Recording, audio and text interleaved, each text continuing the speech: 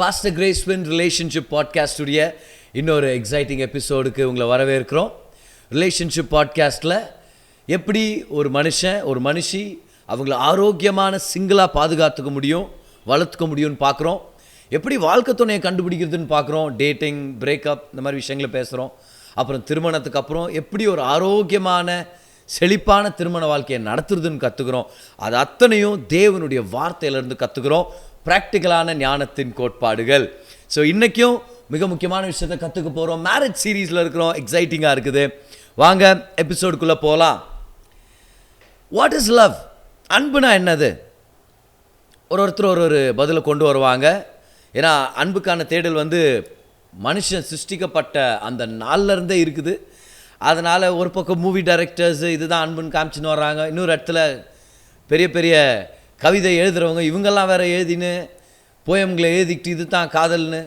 இப்போ இது எல்லாத்து மத்தியிலையும் நமக்கும் ஒரு சில ஒப்பீனியன்ஸ் இருக்கும். ஒருத்தர் சொல்கிறாங்க அன்புனா என்ன, காதல்னா என்ன, அதுதான் ஒரு ஆத்மாவின் இசை அப்படின்றார். என்ன அப்படின்னா தெரில, நல்லா சொல்கிறதுக்குன்றார் அவர். இன்னொருத்தர் சொல்கிறாங்க அன்புனா என்னது, அதுதான் இந்த உலகத்தையே ஓட்டி செல்லும் இன்ஜின், அதுதான். அன்பில்லைனா உலகமே நாசமாக போயிடும் அப்படின்றார். அன்பு தூய்மையானதுன்றார். ஒருத்தர் சொல்கிறார் காதல் தான் தெய்வம் அப்படின்றார். காதல் தான் தெய்வம் என்ன அர்த்தத்தில் சொல்கிறார் நம்மளுக்கு தெரில. இன்னொருத்தர் சொல்கிறார் காதல் என்னது, அன்புனா என்ன, காதல் ஒரு பப்ளிக் டாய்லெட் மாதிரி. வெளியே இருக்கிறவன் எப்படா உள்ளே போகலான்னு இருப்பான், உள்ளே இருக்கிறவன் எப்படா வெளியே ஓடி போயிடலான்னு இருப்பான் அப்படின்றார். ஆனால் வேதத்தில் பார்க்குறோம் அன்புக்கான டெஃபினிஷன், அன்புக்கான ஆழமான அர்த்தம், அன்புடைய உண்மையான நிறைவு. வேதத்தில் நம்ம பார்க்குற அந்த அன்பின் ஆழத்தின் அர்த்தம் நம்மளுடைய வாழ்க்கையை, நம்மளுடைய சிந்தனையை, நம்ம நடத்துகிற விதம் எல்லாத்தையுமே மாற்றி விட்டுருது. ஒரு ஆஸ்பெக்ட் பாருங்கள், பைபிள் ஆம்பிளிஃபை பண்ணுற ஒரு ஆஸ்பெக்ட் அன்புன்னு வரும்போது அது 1 கொரிந்தியர் 13:5 இருக்குது. நான் படிக்கிறேன், கவனிங்க. அன்பு அயோக்கியமானதை செய்யாது, தற்பொழிவை நாடாது, அன்பு சினமடையாது, அன்பு தீங்கு நினையாது. அந்த தற்பொழிவை நாடாது அப்படின்றத நம்ம ஃபோக்கஸ் பண்ணுறோம். நிறைய நன்மையான விஷயங்கள். But love is not self seeking. தற்பொழிவை நாடாது. இந்த குவாலிட்டி அன்புடைய டெஃபினிஷனை நமக்கு பெருசாக விவரித்து காண்பிக்குது. இதை நமக்கு டாக்டர் மைல்ஸ் முன்ரோ அவருடைய புத்தகங்களில் திரும்ப திரும்ப எழுதியிருக்கிறார் பாருங்கள். அவர் சொல்கிறாரு love is promising to meet the needs of your loved one, consistently, sacrificially, expecting nothing in return. Doctor Myles முன்ரோட வார்த்தைகளில் அவர் சொல்கிறார் அன்புனா என்னது, அன்பு நீங்கள் யாரை நேசிக்கிறீங்களோ அவங்களுடைய தேவையை தொடர்ந்து தியாக மனப்பான்மையோட எந்தவித திருப்பி செலுத்துதலை எதிர்பார்க்காம மன நிறைவோடு சந்திக்கிறதுக்கு ஒரு வாக்கு தத்துவம் பண்ணு தெரியுமா, ஒரு ப்ராமிஸ் பண்ண தெரியுமா, அதுதான் அன்பு. அப்போ பேசிக்காக அன்புன்ன உடனே தேவைகளை சந்திக்கிறது அப்படின்றத நம்ம கொண்டு வந்துடலாமே. What is love? Love is to meet the needs of your loved one. அப்போ தேவைகளை சந்திக்கிறது தான் அன்புனா முதலாவது தேவைகள் என்னன்னு புரிஞ்சுக்கணுமே. இப்போ கணவர் மனைவியுடைய தேவைகள் என்னன்னு முதல் தெரிஞ்சுக்கணும், மனைவி கணவருடைய தேவைகள் என்னன்னு தெரிஞ்சுக்கணும். தேவைகளை தெரிஞ்சுக்கிறது மிக முக்கியமானது. அதுக்கப்புறம் 2 பேரும் அவங்களுடைய சொந்த தேவைகளை மட்டும் சந்திச்சுக்கிறதுக்கு அவங்க பிரயாசப்படாமல், அதுக்கு மட்டும் கம்யூனிகேட் பண்ணாமல், அவங்க மனைவியுடைய தேவை என்னன்னு சொல்லி கணவர் சந்திக்க போகிறதும், கணவருடைய தேவை என்னன்னு சொல்லி அறிஞ்சு அதை சந்திக்கிறது இந்த கணவன் மனைவிக்குள்ள ஒரு அருமையான ஆசீர்வதிக்கப்பட்ட உறவை கொண்டு வரும். So before you can provide for your spouse's needs, you have to understand what they need. Are needs the same? No. இப்போ 2 பேருக்கு ஒரே விதமான தேவைகள் தானே. நான் என்ன சொல்கிறேன்னா, ஆணுக்கும் பெண்ணுக்கும் மனதளவில் பார்த்தீங்கன்னா தேவைகள் வித்தியாசமாக இருக்குது. இப்போ அடிப்படை தேவைகளை பொறுத்த வரைக்கும் சிமிலராக இருக்குது. சாப்பிட்ற சாப்பாடு, போட்டுக்கிற துணி, தங்குறதுக்கு ஒரு இடம், அது வேறு விஷயங்கள் வச்சுங்களேன். ஆனால் சைக்கலாஜிக்கலாக யோசித்தோன்னா, மனதளவில் யோசித்தோன்னா நிறைய விதமான டிஃப்ரென்சஸ் இருக்குது. அதனால தேவைகள் வேறு வேறு தான். அப்போது கணவருக்கு என்ன தேவை இருக்குதோ அதுக்கேற்ற மாதிரி மனைவியோட தேவையை சந்திக்க முடியாது. மனைவிக்கு என்ன தேவை இருக்குதோ அதுக்கேற்ற மாதிரி கணவருக்கு சந்திக்கிற மாதிரி இல்லை. ஃபார் எக்ஸாம்பிள், எனக்கு மைண்ட் ரிலாக்ஸ் ஆகணும்னா ரொம்ப சிம்பிள். என்னென்னா, என்னை தனியாக விட்டாலே போதும், என் மைண்ட் ரிலாக்ஸ் ஆகிடும். நான் ஆண்டவருடைய வேதத்தை எடுத்து படித்து கொஞ்ச நேரம் ஜெபம் பண்ணி நல்ல பிரசங்கத்தை கேட்டாலே எனக்கு ரொம்ப டிஃப்ரெண்ட்டான ஒரு எனர்ஜிக்குள்ளே நான் வந்துடுவேன். அது என்னுடைய தேவை சந்திக்கப்படுற விதம். இப்போ என் மனைவி ஏதோ மனசு பேஜார்பட்டு ஏதோ ஒரு விஷயத்தில் மனபாரத்தோடு இருந்தாங்கன்னா அவங்கள்ட்ட பார்த்து அதே சொல்கிற மாதிரி இல்லை. ஏஞ்சி போயிட்டு ஆஃபீஸில் போய் என்னோடய ஆஃபீஸில் போய் உட்காரு, என் சேரில் உட்காரு, போயிட்டு கொஞ்ச நேரம் நீ நல்ல பிரசங்கத்தை கேள்வி. இப்போ நல்ல பிரசங்கத்தை கேட்குறது எல்லாருக்கும் ஆசீர்வாதத்தை கொண்டு வரும். ஆனால் அவங்களுடைய தேவை சந்திக்கப்படுற விதம் வேறு மாதிரி. அவங்க என்ன ஆசைப்படுவாங்க, ஜென்ரலானால் ஏதாவது ஒரு நல்ல கடைக்கு அவங்கள கூட்டிகிட்டு போகணும், அவங்களோட டைம் ஸ்பெண்ட் பண்ணணும், வெளியே ஷாப்பிங் கூட்டிகிட்டு போயிட்டு வந்துட்டாலே ஒரு புது எனர்ஜி வந்துடுது. இது என்னால் புரிஞ்சுக்க முடிய மாட்டேங்குது. ஆனால் தேவைகள் வேறு தேவைகள் அப்படின்றத நம்ம ஞாபகம் வச்சுக்கணும். The needs are different. So சைக்கலாஜிக்கலாக இருக்கிற இல்லைனா மனதளவில் இருக்கிற ஒரு சில வித்தியாசங்கள் நான் உங்களுக்கு சொல்கிறேன் பாருங்கள். ஆண்கள் யோசிக்கிற விதமோ பெண்கள் யோசிக்கிற விதமோ பாருங்கள். ஆண்கள் அறிவுபூர்வமாக யோசிப்பாங்க அதிகபட்சமாக. அவங்க இமோஷ்னலாக யோசிக்கிறது உண்டு, ஆனால் லாஜிக்கலாக யோசிக்கிறது தான் அதிகம். ஆனால் பெண்கள் அப்படியே ஆப்போசிட் பாருங்கள். அவங்க இமோஷ்னலாக யோசிக்கிறது அதிகம், லாஜிக்கலாகவும் யோசிக்கிறாங்க. So men R thinkers or logical thinkers, but women are emotional feelers. ஆண்கள் பேசும்போது என்னன்னு சொல்கிறோம், நான் என்ன நினைக்கிறேன்னா அப்படி பேசுகிறோம். பெண்கள் என்ன சொல்கிறாங்க, நான் என்ன உணர்றேன்னா, எனக்கு என்ன ஃபீல் ஆகுதுன்னா, நீ என்ன ஃபீல் ஆகுதா. ஆண்கள் யோசிக்கிறாங்க, எனக்கு என்ன யோசனை வருது அப்படின்னு. அப்போ பெண்கள் யோசிக்கவே மாட்டாங்கன்னு இல்லை, ஆண்களுக்கு ஃபீலிங்கே இல்லைன்னு இல்லை.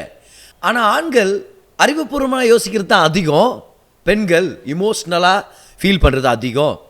ஆண்கள் பேசும்போது ஹெட்லைன்ஸ் பாட்டம் லைன்ஸ் அப்படின்ற மாதிரி பேசுவாங்க. அப்படின்னா ஹெட்லைன்ஸ் மாதிரி தான், தலைப்பு செய்திகள் மாதிரி. எப்படி இருந்துச்சு ஆஃபீஸ் இன்றைக்கி, நல்லா இருந்துச்சு. மேட்ச் எப்படி, ஜெயிச்சிட்டோம். இன்றைக்கி என் ட்ரெஸ் எப்படி இருக்குது, நல்லா இருக்குது. ஆனால் பெண்கள் அப்படி இல்லை, உங்களுக்கு டீட்டெயில் வேணும்.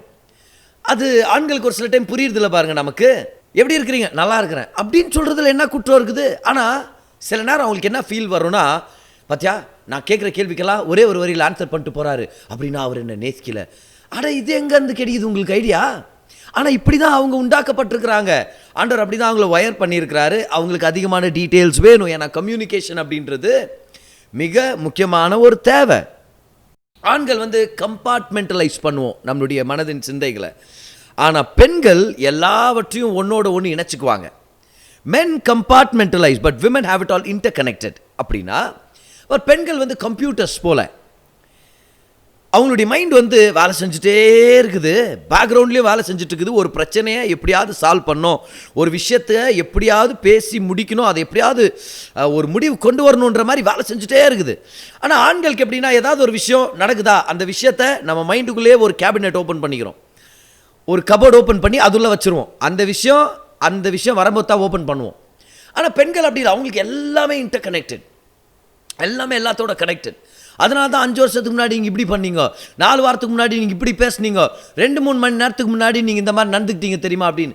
இதெல்லாம் ஏமா கனெக்ட் பண்ணுறீங்க. ஆனால் ஆண்கள் எப்படி தெரியுமா, பார் இவங்களை பற்றி பேசுகிறோமா, அது ஒரு மைண்டில் ஒரு பக்கம் இருக்குது, அந்த விஷயம் வரும்போது பேசலாம். அது எல்லாத்தையும் நம்ம இன்டர் கனெக்ட் பண்ணிக்க போகிறது இல்லை. ஜென்ரலான ஒரு அண்டர்ஸ்டாண்டிங்.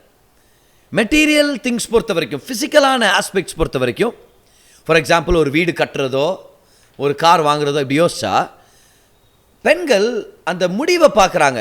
வீடு இப்படி இருந்தால் நல்லாயிருக்கும், இந்த கலரில் இருக்கட்டும், இந்த மாதிரி கார்டன் இந்த மாதிரி இருக்கட்டும், ஸ்விம்மிங் பூல் இப்படி இருக்கணும் அப்படின்னு they tend to look at the goal. But men tend to look at the way how to get there. எப்படி இதை செய்யணும், யாரை பிடிக்கணும், எவ்வளோ பணம் செலவு பண்ணணும், எப்போ ஆரம்பித்தா எப்போ முடிக்க முடியும், அவங்க வேறு விதமாக இதை எப்படி போய் அடையிறதுன்னு சொல்லி பார்ப்பாங்க. ஆனால் ஸ்பிரிச்சுவல் விஷயங்கள் அப்படியே ஆப்போசிட். எந்த மாதிரினா, ஸ்பிரிச்சுவல் விஷயங்களை பொறுத்த வரைக்கும் ஆண்கள் கோல்ஸை பார்க்குறாங்க. இதில் நான் ஈடுபட்டேன்னா எனக்கு என்ன கிடைக்கும், சர்ச்சுக்கு வாணி மனைவி கூப்பிட்றாங்க, இதனால் எனக்கு என்ன கிடைக்க போகுது, வாட்ஸ் த கோல். ஆனால் பெண்கள் எப்படி பார்க்குறாங்கன்னா, எப்படி இதை அடைய முடியும், ஹவு டு கெட் தேர். அப்போ மெட்டீரியல் திங்ஸ் பொறுத்த வரைக்கும் ஆண்கள் எப்படி செய்யணும்னு பார்க்குறாங்க, பெண்கள் அந்த கோல் எனக்கு இப்படி இருக்கணும் அப்படின்னு. ஆனால் ஸ்பிரிச்சுவல் திங்ஸ் பொறுத்த வரைக்கும் ஆண்கள் யோசிக்கிறாங்க, எனக்கு இதில் என்ன கிடைக்கும். They are more concerned about the goal, but the women are concerned about how to get there. அப்போ எவ்வளோ டிஃப்ரென்சஸ் இருக்குது பாருங்கள். யோசிக்கிற விதம், பேசுகிற விதம், அவங்க நடந்துக்கிற விதம், எல்லாத்துலேயுமே டிஃப்ரென்சஸ் இருந்துகிட்டே இருக்குது. அதனால் கணவர் அவருக்கு என்ன தேவைகள் இருக்குதோ அந்த தேவை சந்திக்கப்படும் போது அவர் நிறைவாக்கப்படுறாருன்னு சொல்லி மனைவிக்கும் அந்த தேவை தான் இருக்கும் அப்படின்னு நினச்சிட்டு அவங்களுக்கு அதை நீங்கள் செஞ்சுட்டு இருக்கக்கூடாதுன்ற அது ஒரு மிக முக்கியமான ஒரு விஷயம் பாருங்கள். அப்போது ஆண்களுக்கும் பெண்களுக்கும் பெரிய டிஃப்ரென்ஸ் இருக்குது, ஆணுக்கும் பெண்ணுக்கும் நிறைய வித்தியாசங்கள் இருக்குது. இதை முதல் பேசிக்காக தெரிஞ்சுக்கிட்டு ஒரு கணவன் மனைவி அவங்களுடைய திருமண வாழ்க்கையை நடத்துறதுக்கு முன்னேறினாங்கன்னா அந்த திருமணம் ஆசீர்வதிக்கப்பட்ட ஒரு திருமணமாக இருக்கும். இப்போ தெரியுதா, ஏன் நல்ல ஆண் நல்ல பெண் தான் ஆனாலும் திருமணம் பண்ணி வச்சா ஏன் ஒரு சில சண்டை சச்சரவுகள்லாம் வருதுன்னு சொல்லி, ஏன் கான்ஃப்ளிக்ஸ் வருது, ஏன் மிஸ் அண்டர்ஸ்டாண்டிங்ஸ் வருது. ஏன்னா தேவைகள் வேற வேற. இவருக்கு இருக்கிற தேவை வேற, அவங்களுக்கு இருக்கிற தேவை வேற. இவர் அவங்க தேவையை புரிஞ்சுக்கல, அவங்க இவருடைய தேவையை புரிஞ்சுக்கல. இதை கேட்டுக்கும் போது சில பேருக்கு ஒரு யோசனை வரும், என்னுடைய தேவைகளை கண்டுபிடிக்கிறதுக்கே எனக்கு எவ்வளோ கஷ்டமாகுது பதர், இதில் வேற இன்னொருத்தருடைய தேவையை கண்டுபிடிச்சி வேற அதை நான் சந்திக்கணுமா அப்படின்ற ஒரு பிரச்சனை அவங்களுக்கு வருது. இதனாலேயே நிறைய டைம் அவங்களுடைய திருமண வாழ்க்கையில் அவங்க ஃபோக்கஸ் பண்ண முடிய மாட்டேங்குது. அப்போது திருமணத்தை நடத்தும் போது ஒரு கணவராக ஒரு மனைவியாக உங்கள் வாழ்க்கை துணையின் தேவையை தெரிஞ்சு அதை நீங்கள் சந்திக்க ஆரம்பிச்சிட்டிங்கன்னா உங்கள் திருமணம் செழிக்கும். இன்னொரு தடவை சொல்கிறேன், நோட் பண்ணிக்கங்க. கணவனாக ஒரு மனைவியாக இந்த ரிலேஷன்ஷிப் பாட்காஸ்ட் எபிசோடை கேட்டுட்ருக்கிற உங்ககிட்ட நான் என்ன சொல்கிறேன்னா, உங்களுடைய வாழ்க்கை துணையின் தேவையை அறிந்து அதை நீங்கள் சந்திக்க முயற்சி பண்ணினீங்கனாலே நிறையா திருமணத்தின் பிரச்சனைகள் சால்வ் ஆகும், உங்கள் திருமணங்கள் செழிக்கும். அப்போது ரகசியம் என்னது? உங்களை என்ன சந்தோஷப்படுத்துதோ அதை நீங்கள் கொடுத்தா அவங்க சந்தோஷப்படுவாங்கன்ற கேரண்டி இல்லை. அவங்களுக்கு என்ன வேணும்னு தெரிஞ்சு அதை நீங்கள் கொடுத்தீங்கன்னா தான் அவங்க சந்தோஷமாக இருப்பாங்க. அவங்க சந்தோஷமாக இருந்துட்டாங்கன்னா நீங்கள் அவங்க தேவையை சந்திச்சிட்டீங்க. அவங்க தேவையை நீங்கள் சந்திக்கிறீங்கன்னா அவங்களுக்கு போகிற செய்தி என்னது? நீங்கள் அவங்கள நேசிக்கிறீங்க. So what happens when you find out what they need and provide for their needs, they get the message that you love them. Because what is love? Love is providing for the needs of your loved one. அன்புனா நீங்கள் நேசிக்கிற அந்த நபருடைய தேவைகளை அறிந்து சந்திப்பது, அதுக்கு supply பண்ணுறதுன்னு அர்த்தம். இப்போ நம்ம அடுத்த ஸ்டெப்புக்கு வர்றோம். அப்போ என்ன தான் பிரதர் தேவை என் மனைவிக்கு? இப்போ உங்கள் மனைவியை நீங்கள் ஸ்டடி பண்ணி லேர்ன் பண்ணி அவங்களுடைய ஆசைகள் விருப்பங்கள் அதெல்லாத்தையும் தெரிஞ்சு நீங்கள் நிறைவேற்ற போகிறீங்க. ஓகே. ஆனால் பொதுவாக ஒரு பெண்ணின் வரும்போது அவங்களுக்கு என்னென்ன தேவைகள் இருக்குது அப்படின்றது நம்மளால் லிஸ்ட் அவுட் பண்ண முடியும். அதில் ஒரு விஷயத்தை நீங்கள் பார்க்க போகிறோம். ஆக்சுவலாக அதுதான் ஒரு பெண்ணின் எரிபொருள். எப்படி ஒரு வாகனம் செயல்படணுன்னா அதுக்கான எரிபொருள் போட்டால் தான் அது நல்லா வேலை செய்யுமோ, அதே போல் ஒரு பெண்ணுக்கு தேவைப்படுகிற இந்த எரிபொருள் கிடைச்சாதான் அவங்க பெண்ணாகவே இருக்க முடியும். அவங்க ஒரு நல்ல மனைவியாக செயல்பட முடியும். இல்லைன்னா அவங்க ரொம்ப ப்ரெஷர்டாக இருப்பாங்க, எரிஞ்செறிஞ்சு விழுவாங்க, அவங்க ரொம்ப துக்ககரமாகவும் இருப்பாங்க, டிஸ்கரேஜாக இருப்பாங்க. அவங்கள ஒரு ராணி மாதிரி கேரி பண்ணிக்க மாட்டாங்க. ஒரு வெற்றிகரமாக அவங்கள நடத்திக்கவே மாட்டாங்க. பாரு, என்னவோ தோற்று போன மாதிரியும் சோர்ந்து போய் ஈஸியாக பயத்துக்கு உட்பட்டு ஈஸியாக சோர்ந்து போகிற ஒரு நபராகவே இருப்பாங்க. ஆனால் இந்த எரிபொருள் அவங்களுக்கு கிடச்சிருச்சுன்னா, இந்த ஃபியூல் அவங்களுக்கு கிடச்சிருச்சுன்னா அவங்க ஆரோக்கியமான நபராக இருப்பாங்க, நல்ல தாயாக இருப்பாங்க, நல்ல மனைவியாக இருப்பாங்க. சொசைட்டியை பொறுத்த வரைக்கும், சர்ச் பொறுத்த வரைக்கும் ஆரோக்கியமான ஒரு விசுவாசியாக இருப்பாங்க. என்ன பிரதர் அது எரிபொருள்? What is that fuel that a woman needs to be a woman? Go to Ephesians chapter 5 and verse number 25. கர்த்தருடைய வார்த்தையில் தான் நம்மளுக்கு பதில் இருக்குது. எபேசியர் 5:25 அப்போஸ்தலர் பவுல் விசுவாசிகளுக்கு எழுதும்போது கணவன் மனைவியுடைய உறவை பற்றி பேசுகிறாரு. அப்போ அவர் சொல்கிறத கவனிங்க. புருஷர்களே உங்கள் மனைவிகளில் அன்பு கூறுங்கள், அப்படியே கிறிஸ்துவும் சபையில் அன்பு கூர்ந்து அதை திருவசனத்தை கொண்டு தண்ணீர் முழுக்கினால் சுத்திகரித்து பரிசுத்தமாக்குகிறதற்கும் கரைத்திரை முதலானவைகள் ஒன்றும் இல்லாமல் பரிசுத்தமும் பிழையற்றதுமான மகிமையுள்ள சபையாக அதை தமக்கு முன் நிறுத்திக் கொள்வதற்கும் தம்மை தாமே அதற்காக ஒப்பு கொடுத்தார். இதை கொஞ்சம் சுருக்கி படிக்கணும்னா, இன்னைக்கு நம்மளுடைய டீச்சிங்கை ஒரு சில விஷயம் கற்றுக்கிறதுக்காக இதை நான் எப்படி படிக்கிறேன்னா, புருஷர்களே உங்கள் மனைவிகளின் அன்பு கூறுங்கள், அப்படியே கிறிஸ்துவும் சபையில் அன்பு கூர்ந்து தம்மை தாமே அதற்காக ஒப்பு கொடுத்தார். ஒரு பெண்ணின் மிக முக்கியமான தேவை, ஏன் எல்லா தேவைகளையும் இந்த ஒரு தேவைக்கு கீழே கொண்டு வர முடியும்னா அன்பு அப்படின்னு சொல்ல முடியும். If you can bring all the needs of a woman and bring it under one title or one subject, it will be call love. இந்த அன்பு கிடைக்கிற ஒரு ஸ்திரியை பார்த்தீங்கன்னா, அன்பில் நிறைவாக்கப்பட்ட ஸ்திரியை பார்த்தீங்கன்னா எல்லாத்தையும் ஜெயிச்சு முன்னாடி போயிட்டு இருப்பாங்க, ரொம்ப ஆரோக்கியமாக இருப்பாங்க, சந்தோஷமாக இருப்பாங்க. அவங்களோட கான்டாக்டில் வர்றவங்கலாம் எவ்வளோ கான்ஃபிடென்ட்டாக இருக்கிறாங்க பார், எவ்வளோ செக்யூராக இருக்கிறாங்க பார், எவ்வளோ நிறைவாக இருக்கிறாங்க பார் அப்படின்னு சொல்லுவாங்க அவங்கள பற்றி. ஆனால் ஒரு பெண்ணுக்கு தன்னுடைய ஆணிடத்துலேருந்து அன்பு கிடைக்காத பட்சத்தில் இந்த கணவர் சேவைகளை சந்திக்க மாட்டேங்கிறார், ஒழுங்காக பேச மாட்டேங்கிறார், டைம் ஸ்பெண்ட் பண்ண மாட்டேங்கிறாரு, இந்த அம்மாவை மதிக்க மாட்டேங்கிறாரு, இல்லை இன்னும் அதையும் மீறி அப்யூஸ் பண்ணுறாரு, வேர்பல் அப்யூஸ், ஃபிசிக்கல் அப்யூஸ். அவங்களுடைய வாழ்க்கையை நீங்கள் பாருங்கள், முக்கியமாக தேவன் இல்லாத பட்சத்தில் அவங்க வாழ்க்கை இன்னும் கொடூரமான நிலைமையில் இருக்கும். ஏன்னா கான்ஃபிடென்ட்டாக இருக்க மாட்டாங்க, பயந்த சுபாவமாக இருப்பாங்க, எல்லார் மேலேயும் எரிஞ்சு விழுவாங்க. ஏன்னா அவங்களுக்கு கிடைக்க வேண்டிய எரிபொருள் கிடைக்கலையே. பாருங்கள், ஒரு கார் பெட்ரோல் போட்டால் தான் ஓடுனா, இல்லை இன்றைக்கி பெட்ரோல் இல்லை, நான் தண்ணியை ஊற்றிட்டு நான் எடுத்துகிட்டு போகிறேன்னா எவ்வளோ தூரம் எடுத்துகிட்டு போக முடியும் நீங்கள்? அது ஸ்டார்ட் ஆகுதான்றது ஒரு கேள்வி வருது. இல்லை அதுக்கு பதில் கெரோசின் ஊற்றுறேன் நான், இல்லை டீசல் ஊற்றுறேன். பெட்ரோல் இன்ஜின் அது, அதில் நீங்கள் டீசல் ஊற்றிட்டு எடுத்துட்டு போனீங்கன்னா என்ன ஆகும்? இன்ஜின் ஸ்பாயில் ஆகும். எப்போ இன்ஜின் ஸ்பாயில் ஆயிடுச்சோ அப்போவே அந்த வாகனம் ஓடவே ஓடாது. இன்றைக்கி திருமணத்தில் நிறையா மனைவிகள் ஏன் புகை மூட்டமாகறாங்க தெரியுமா? ஏன் அந்த வாகனம் அப்படியே சத்தம் ஓவராக பண்ணுது, பயங்கர புகையாக இருக்குதுன்னா, அவங்க கணவர் அவங்களுக்கு தேவையான எரிபொருளை கொடுக்கல. என் மனைவி அப்பப்போ சொல்கிற விஷயத்தை நான் இப்போ ரிப்பீட் பண்ணுமா இருக்குது. ஒரு மனைவி தன்னுடைய கணவர் தன்னை ரொம்ப அதிகமாக நேசிக்கிறார் அப்படின்ற அந்த தெளிவான அந்த வெளிப்பாடும் அந்த அனுபவம் இருந்துச்சுன்னா அவங்க என்ன பிரச்சனையாக இருந்தாலும் ஜெயிச்சு வெளியே வந்துடுவாங்கன்னு சொல்லுவாங்க பாரு என் மனைவி.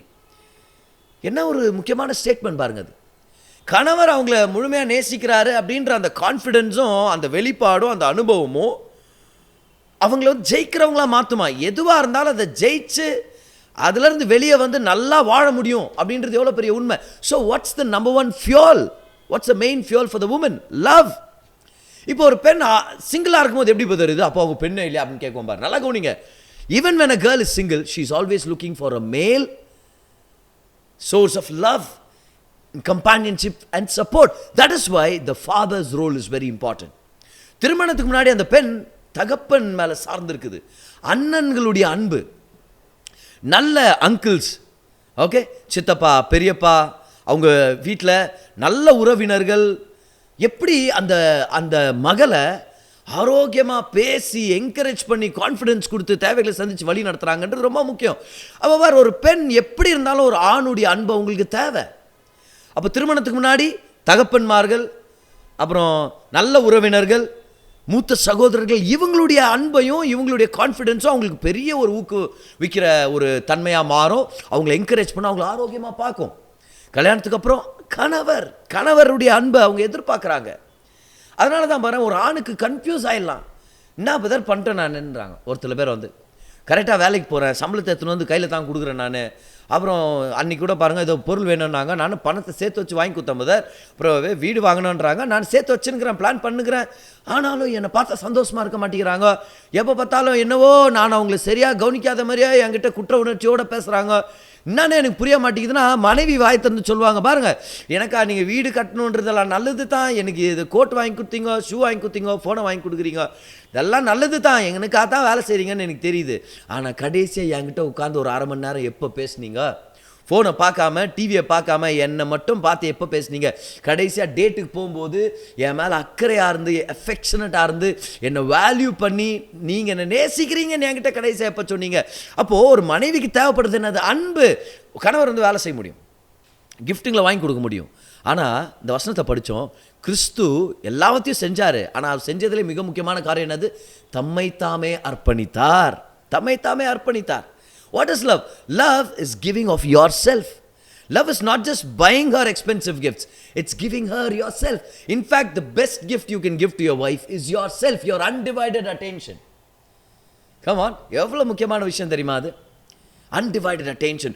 What your wife needs is love. What your woman needs is love. உங்களுடைய பெண்ணுக்கு தேவைப்படுகிறது அன்பு. அந்த அன்பை நீங்கள் கொடுத்துட்டீங்கன்னா அவங்க செழிப்பாக இருப்பாங்க, ஆரோக்கியமாக இருப்பாங்க.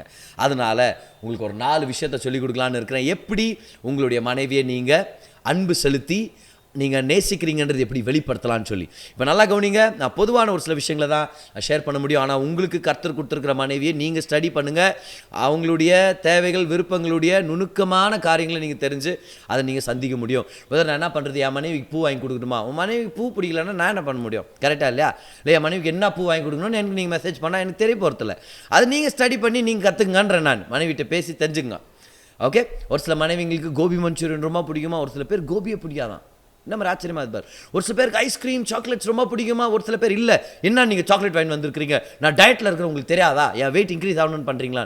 அட என்னம்மா, நானும் எவ்வளோ காஸ்ட்லியான சாக்லேட் வாங்கி கொடுத்துக்கிறேன் இப்படி யோசிக்கிறேன்னு அவங்க யோசிக்க முடியும். அதனால் you study and learn about what your wife's needs R for the moment. Okay, தேல் ஆல்வேஸ் சேஞ்ச். அதை ஞாபகம் வச்சுங்க. பொதுவான 4 விஷயங்கள், இது எல்லா பெண்ணுக்கும் தேவைப்படுகிற 4 விஷயங்கள். ஓகே, அப்படின்னா எப்படி நேசிக்கிறது? How to love your woman. 4 secrets on how to love your woman. Okay, முதலாவது, to love means to cherish. செரிஷ்னா என்னது? அருமையான வார்த்தை, இங்கிலீஷ் வார்த்தை அது. கூகுளில், சப்துகோஷில் எல்லாத்துல போனால் நம்மளுக்கு கரெக்டான வார்த்தை கிடைக்க மாட்டேங்குது. செரிஷ்னா என்னதுன்னா ஒருத்தருடைய மதிப்பை அறிந்து அவங்கள சீராட்டுறதும் பாராட்டுறதும் கொண்டாடுறதும். உங்கள் மனைவியை கொண்டாடுங்கன்றேன். இல்லை இப்போ பர்த்டே வந்து நல்ல ஒரு ஹோட்டலில் கொண்டாடுறது அது நல்லது தான். மனைவியை கொண்டாடுங்க. எப்படி மனைவியை கொண்டாடுறது? How do you cherish? வெறும் எக்ஸ்பென்சிவ் கிஃப்ட்ஸ் வாங்கி கொடுக்குறது மட்டும் இல்லை. கவனிங்க, ஒரு நாளில் பல தடவை அவங்கள்ட்ட கால் பண்ணி பேசணுன்ற ஒரு விருப்பமும் இருக்கணும். அதை நீங்கள் கால் பண்ணி விசாரிக்கணும். கேஷுவலாக ஒரு மெசேஜ் அனுப்புங்க, I love you, thinking of you. அவங்களுக்கு விருப்பமான விஷயங்களை நீங்கள் கொண்டு வாங்க. அவங்களுக்கு பூக்கள் பிடிக்கும்னா ஃப்ளவர்ஸ் வாங்கி கொடுங்க, பொக்கேஸ் வாங்கி கொடுங்க. இல்லை அவங்க வந்து வார்த்தைகள் மூலமாக தான் அவங்க சந்தோஷப்படுறாங்கன்னா நல்ல நல்ல வார்த்தைகளை பேசுங்க, கவிதைகளை எழுதுங்க, கூகுளில் காப்பி அடிங்க. ஆனால் மனைவிக்காக பேசுங்க, பேரை மாற்றுறது மறந்துடாதீங்க. சரியா? All these things mean cherish. Cherish means you value. What does it mean to cherish? It shows that you're thinking of her and you think of her as the most valuable person in your life. அந்த நபர் தான் உங்கள் வாழ்க்கையில் மிக முக்கியமானவர் அப்படின்றத வெளிப்படுத்துறீங்க. அவங்கள பற்றி யோசிக்கிறீங்கன்றதை வெளிப்படுத்துறீங்க. அவங்க உங்கள் கூட இருக்கிற அந்த ப்ரெசன்ஸை நீங்கள் கனப்படுத்துறீங்கன்னு அர்த்தம். So number 1, cherish your wife. Cherish your wife. Celebrate பண்ணுங்கள், சீராட்டுங்க, பாராட்டுங்க. Number 2, how do you love your woman? Number 2, caring. அக்கறையாக இருப்பது, கரிசனையாக இருப்பது. அக்கறைன்னா என்னது?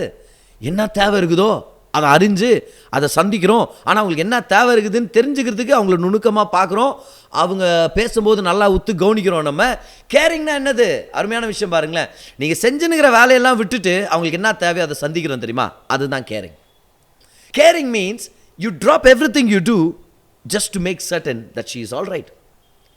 அதை வேறு வகையில் கூட சொல்ல முடியும் பாருங்கள். கேரிங்னா என்னது? உங்களுடைய கம்ஃபர்ட் ஜோனை விட்டு வெளியே போய் அவங்க தேவைகளை சந்திக்கிறது. ரொம்ப பிஸியாக இருக்கிறீங்க, ஆனாலும் அந்த தேவைன்னும் போது சரி நான் வர்றேன், நான் செய்கிறேன். முக்கியமான மீட்டிங்கில் இருக்கிறீங்க, உங்கள் ஒய்ஃப் கால் பண்ணுறாங்க. கண்டிப்பாக நீங்கள் கால் அட்டென்ட் பண்ணிமா ஒரு மீட்டிங்கில் இருக்கிறது தான் எமர்ஜென்சியாக நிச்சயமாக அதில் ஒரு 2-3 சென்டென்ஸ் என்ன ஆகிட போகுது? Do that. That's call caring. கேரிங்னா என்னது? அவங்களுக்காக ஒரு சில விஷயங்களை நிப்பாட்டிட்டு அவங்க மேலே கவனமாக இருக்கிறது. அவங்க பேசுகிறாங்க உங்கள் பக்கத்தில் உட்காந்து. அப்போ நீங்கள் ஃபோனில் ஏதோ ஒரு வீடியோ பார்த்துட்ருக்கிறீங்க, ஷார்ட்ஸோ ரீல்ஸோ எதையோ பார்த்துட்ருக்கிறீங்க. அவங்க வந்து பேசும்போது இமீடியட்டாக ஃபோனை ஆஃப் பண்ணுங்க, பாஸ் பண்ணுங்கள். யூ வாட்சிங் அ மூவி, யூ வாட்சிங் IPL பார்த்துட்டு இருக்கும்போது உங்கள் மனைவி ஒரு முக்கியமான விஷயம் அப்படின்னு வர்றாங்க, இல்லை முக்கியமான விஷயம் சொல்லாமலே ஒரு பேச்சு ஆரம்பிக்கிறவங்க பக்கத்தில் உட்காந்து கிச்சன்லேருந்து பேசுகிறாங்க. நீங்கள் சொல்லக்கூடாது நான் மேட்ச் பார்த்துருங்கிறேன்னு தெரியாதா உனக்கு? ஐயோ அச்சாண்டா 6 அவுட் பண்ணானா இப்படி பண்ணிட்டானே. என்னம்மா சொன்னேன்? அந்த அம்மா யோசிக்கிறாங்க. பார்த்தியா, நான் பேசினுக்கிறேன், இவர் டிவியை பார்த்துன்னு அது தான் முக்கியன்ற மாதிரி நடுவில் பேசின்னு இருக்கிறார். அப்போ என்ன பண்ணணும் தெரியுமா? Pause or look away. Off பண்ண முடிஞ்சால் கூட ஆஃப் பண்ணுங்க, இல்லைனா சீக்கிரம் டிவி ஓடைய வாய்ப்புக்குது. இப்போ அதை நான் சும்மா சொல்லி விட்டுறேன். நான் இப்போதைக்கு நீங்கள் ஜாக்கிரதையாக இருக்கும். கவனிங்க, அவங்க சொல்லும் போது எல்லாத்தையும் நிப்பாட்டிட்டு கவனிங்க. ஃபோனில் இருக்கிறீங்களா, ஃபோனை கீழே வைங்க. யூஆர் அ க்ரோன் மேன். நீங்கள் ஒரு வளர்ந்த ஒரு மனிதன். ஃபோனை கீழே வைங்க, டிவி ஆஃப் பண்ணுங்கள், லேப்டாப்பை க்ளோஸ் பண்ணுங்கள். மனைவி ஒரு சில விஷயங்களால் பாதிக்கப்பட்டு இல்லை அவங்கள பொறுத்த வரைக்கும் அது முக்கியமான விஷயம் இருந்தாலும் ஷேர் பண்ண வராங்களா, உட்காருங்க, கவனிங்க. கம்யூனிகேஷனாக வெறும் நீங்கள் வந்து வாய் திறந்து 4 வார்த்தை பேசிட்டு போகிறதுன்னு அர்த்தம் இல்லை. நல்லா அவங்க பேசும்போது கவனிக்கிறீங்கன்னு அர்த்தம். அது பேர் caring. Caring. Doctor Myles Munroe அவருடைய புத்தகத்தில் சொல்கிறாரு, caring is making other people wait while you meet the needs of your wife. அக்கறையாக இருக்கிறதுனா என்னது? அடுத்தவங்க காத்திருந்தாலும் பரவாயில்ல, ஆனால் என் மனைவியுடைய தேவைங்களை முதல் சந்திச்சிட்றேன் அப்படின்னு ப்ரையாரிட்டைஸ் பண்ணி செய்கிறது தான் அப்படின்னு சொல்லி டாக்டர் மைல்ஸ் முன்ரோ சொல்கிறாரு. 3வதா அஃபெக்ஷன். இதை பற்றி இன்னும் அதிகமான டீட்டெயில்ஸை வரப்போகிற எபிசோடுங்களை பார்க்கலாம். ஆனால் அஃபெக்ஷன் அப்படின்றது உங்கள் அன்பை வெளிப்படுத்துது. அஃபெக்ஷன் அப்படின்ற சூழலில் தான் திருமணம் ஆரோக்கியமாக வளர முடியும். ஒரு பெண்ணின் நேசத்தின் தேவைகள் எப்படி சந்திக்கப்படலாம்? அநேக முத்தங்கள், அரவணைப்புகள், அவங்களுக்கு மசாஜ் பண்ணுறது, அவங்களுக்கு கால் பண்ணி விசாரிக்கிறது, அவங்க உடம்பு சரியில்லாத போது, ஷாப்பிங் போகும்போது அவங்கள பேக் தூக்க விடாமல் நீங்கள் பேக்ஸை சுமக்கிறது, அவங்களுக்கு ஒரு குறிப்பிட்ட தேவை இருக்கும்போது அவங்க மேலே அஃபெக்ஷனட் ஆகிருந்து அந்த தேவையை சந்திக்கிறது. ஷாப்பிங் முடிக்கிறீங்க, கை நிறையா பேக்ஸ் இருக்குது, பார்க்கிங் லாட்டுக்கு போகிறீங்க, போகும்போது பரவாயில்லோடு தூரத்தில் இருந்தால் என்ன அப்படின்னு நினைக்கிறீங்க, வரும்போது கையெல்லாம் நிரம்பி இருக்குது, இப்போ போய் ஆகணும் அவ்வளோ தூரம், ஜஸ்ட்டு போகிற வெளில நாங்கள் ஒரு ஐஸ்கிரீம் சாப்பிட்லாமா அப்படிமா. நீங்கள் யோசிப்பீங்க, கையில் இவ்வளோ பேக் வச்சுங்கிறதால யோசிச்சா அப்படிலாம் பேசக்கூடாது. நீங்கள் ஒரு கணவர், நேசிங்க, அந்த இடத்துல நேசத்தை காமிங்க. பரவாயில்ல, ஒன்றும் பிரச்சனை இல்லை, வா வெயிட்டு தான் பரவாயில்ல, ஒரு பக்கமாக வச்சிடலாம், வா நம்ம ஐஸ்கிரீம் சாப்பிட்லாம், வேறு ஏதாவது சாப்பிட்றியா. இதுதான் அக்கறை, இதுதான் அஃபெக்ஷன், இதுதான் நேசம். நேசம்ன்றது ஒரு ஜென்டிலான அன்பின் வெளிப்படுத்தல். நேசம்னா என்னது? அவங்களுடைய கை பிடிச்சிக்கிறது, அவங்க ஷோல்டர் மேலே கை போடுறது, நீங்கள் வழியில் நடந்து போகும்போது அவங்கள தனியாக விடாதது. ஒரு சில கணவர்கள் அவங்க முன்னாடி நடந்து போயின்னுக்குவார், பின்னாடி வா சீக்கிரம் வா அப்படின்ட்டு போகணும். இது நேசம் இல்லை. ஏன் அந்த பொண்ணு அவங்க கூட இருக்கிறாருன்னு எனக்கு புரிய மாட்டேங்குது. நேற்று என்ன கணவர் அப்படியே மொபைல் நோண்டினே போவார், மனைவி எங்கே போனாங்க எந்த கடைக்கு போனாங்கன்னு மறந்துடுவாங்க. ஷாப்பிங் மாலில் போய் சென்ட்ரல் நின்று பேன் முடிச்சுன்னு இருப்பார், எங்கே போனான்னு தெரியலையே, ஃபோனை வேறு எடுக்க மாட்டேங்கிறாரு. அப்புறம் பார்த்தா ஃபோன் உங்கள் பாயிட்டில் தான் இருக்கும். என்ன கூட இருந்தாருமா அது அந்த நேரத்தில். நேசம், you give your attention to her and take care of her little needs, the little needs that she has, take care of it. வீட்டுக்கு வரும்போது முதல் உங்கள் மனைவிட்ட போய் பேசுங்கன்றேன். எத்தவொன்னா டிவி ஆன் பண்ணி புதுசாக இந்த மூவி வந்துக்குது, புதுசாக என்ன மேட்ச் என்ன ஆச்சு, அவன் ஜெயிச்சா அவன் தோத்தான், யார் கோல்டு மெடல் கிடச்சிச்சு, சரி எட்ட உடனே அதுக்கு போகக்கூடாது. எத்த உடனே நியூஸுக்கு போகிறது ஒரு சில பேர், எடுத்த உடனே ஃபோன் எடுத்து உட்காந்துருது இல்லை.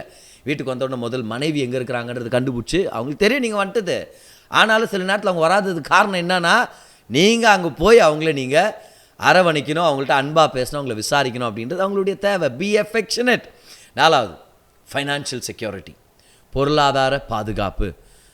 ஒரு சில டைம் இந்த வயசு பையனுங்க பொண்ணுங்களுக்கு ப்ரொப்போஸ் பண்ண போகும்போது பிக்சர்லேருந்து டைலாக்களை எடுத்து பேசி அதிலே சீர்கெட்டு நாசமாக போகிறது.